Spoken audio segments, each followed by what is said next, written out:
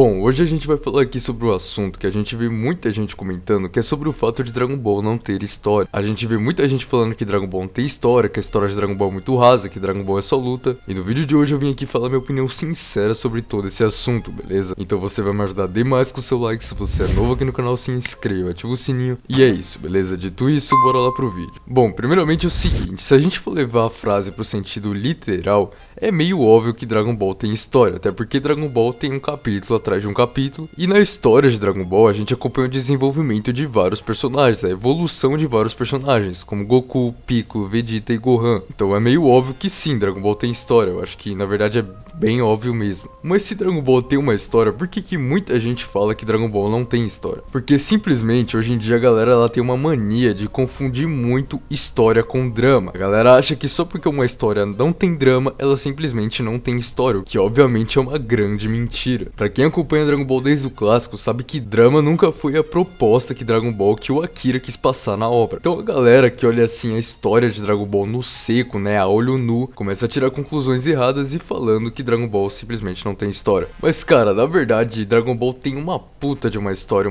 muito bem trabalhada e uma das melhores histórias de todos os animes. Só que diferente de alguns animes, eles não ficam tacando flashback pra você ficar lembrando, pra você ficar notando a evolução dos personagens. E é isso que faz com que a galera pense que Dragon Ball não tem história, cara. Pra provar que Dragon Ball tem história, eu decidi colocar aqui a construção de um personagem que ela é muito boa mesmo, cara. Que é a construção do Piccolo, cara. Se a gente analisa primeiramente a criatividade da história do Piccolo, ela já ganha um ponto positivo, cara. Porque o Piccolo, ele era alguém de outra raça que chegou no planeta Terra e ele queria se tornar Kami-sama. Só que pra fazer isso ele tinha que se livrar da sua parte malvada, então ele acabou se separando em dois. E aí a gente vê a construção dos dois Piccolos, né? Que no caso um é o Kami-sama e o outro é o Piccolo Daimao. E depois do Goku derrotar o Piccolo Daimao, a gente vê ali a reencarnação do Piccolo Daimao, que é o Piccolo Jr., que é dele que eu vou falar aqui agora. A construção do Piccolo Jr., ela é uma construção muito boa mesmo. Primeiramente que a gente tá falando da reencarnação do Piccolo Daimao, cara, que era simplesmente o rei do mal, o rei demônio, como você quiser chamar. E ele só tinha um objetivo inteiro na vida dele, que era simplesmente dominar a Terra. Porém, a partir daquela semente que ele acaba recebendo do Goku lá em Dragon Ball Clássico, a gente já percebe que as coisas começam a mudar. O coração dele, depois daquilo, começa sim a amolecer,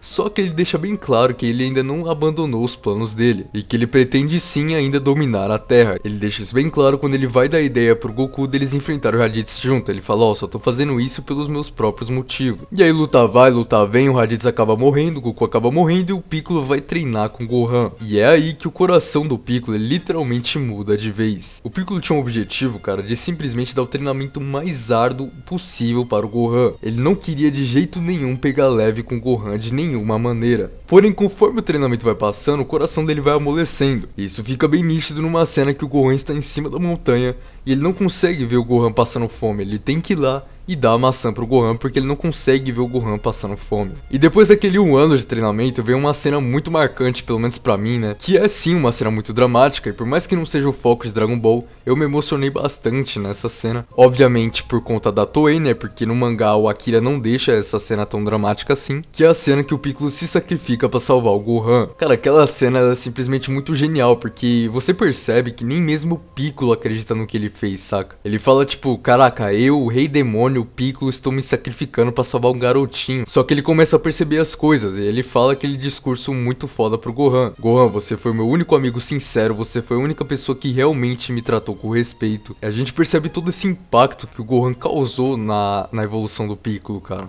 Que ele era alguém destinado, assim, pelo Piccolo Daimao a ser alguém de pura maldade, cara. Mas quando ele teve ali alguém sincero, né, uma amizade sincera pela primeira vez, tudo acabou mudando. E depois da morte do Piccolo, Gohan, em meio às lágrimas, ele acaba soltando seu Mazenko mais poderoso, deixando bem nítido que essa amizade também afetou sim o Gohan. Outra cena muito interessante da parte do Piccolo é, por exemplo, quando ele decide se fundir com o Kami-sama. Quando ele decide se fundir com o Kami-sama, ele praticamente deixa todo o seu orgulho de lado, todo o orgulho que o pai dele tinha depositado nele, toda a esperança que o pai dele tinha depositado nele, pra ter uma mínima chance de poder salvar a Terra. Mas obviamente uma história não se refere só à história de um personagem sobre o passado de um personagem, mas sim sobre o universo no qual a obra se passa. E é aí que Dragon Ball ganha mais um ponto positivo, porque a construção do universo de Dragon Ball é muito boa também. Por isso que a saga dos Saiyajins é uma das minhas sagas preferidas de todo Dragon Ball, porque ela apresenta muita coisa pra gente. Ela apresenta a raça do Goku, como é que funcionava o Império dos Saiyajins. Eles também apresentam pra gente que tem um mundo após a morte, e aí tem o caminho da serpente, que o Goku vai lá, ele encontra o Sr. Kaiô.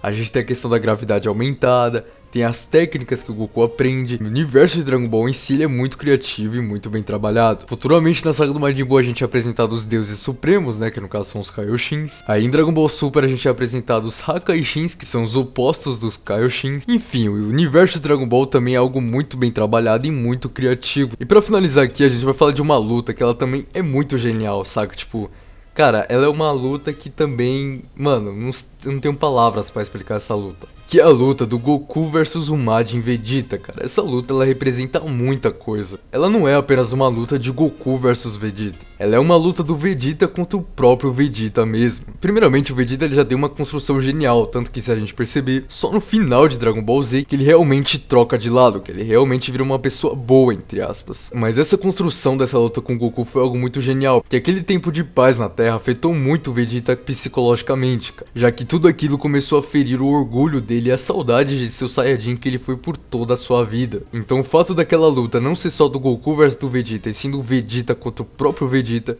é algo que me faz, assim, ter uma admiração muito enorme por aquela luta. Então, fazendo uma conclusão final aqui, eu acho que é bem nítido que Dragon Ball sim tem uma história, e uma história muito bem trabalhada. Eu poderia falar aqui de vários personagens ou de vários momentos que representam ainda mais a história de Dragon Ball, mas eu acho que eu já falei bastante nesse vídeo. A única coisa que eu queria passar pra vocês é que hoje a galera confunde muito, né, como eu disse pra vocês, essa questão de história com drama. Às vezes o cara olha um anime e ele acha que só porque tem um puta drama gigantesco tem uma história gigantesca, sendo que não é verdade. A maior prova disso é Dragon Ball. Mas eu acho que é isso. Caso você queira entrar no servidor do Discord no canal, o link vai estar na descrição. Espero que vocês tenham gostado do vídeo. Caso vocês tenham gostado, deixa o like, se inscreva no canal, ativa o sininho e é isso, beleza? Valeu, falou e tchau.